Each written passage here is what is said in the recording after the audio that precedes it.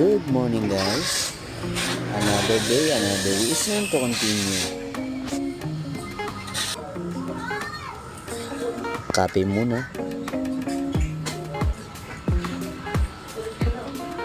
Isip tayo kung anong pwedeng lutuin.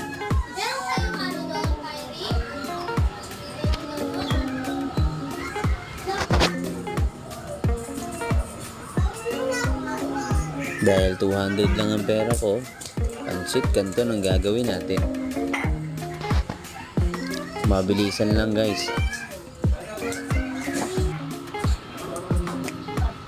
O diba magic?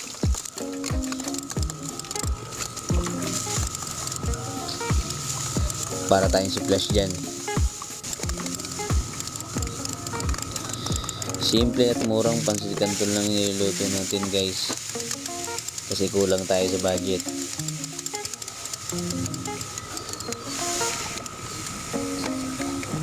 Siyempre, kailangan malasa rin.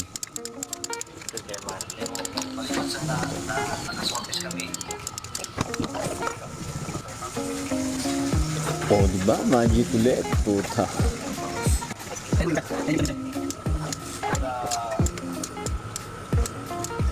takes us years na Pilipinas things yung unang ginawa niya yung kami 3 days 3 nights na may pinagpetsahan yan siguro pa kung naging na ako nakuha na kalaban yan nahirap na sa akin so Siyempre, kailangan ng konting pangpalapot.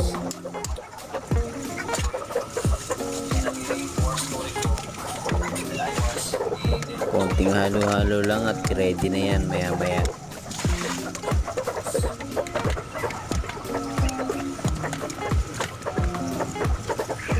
Then, huhusgahan na natin yan.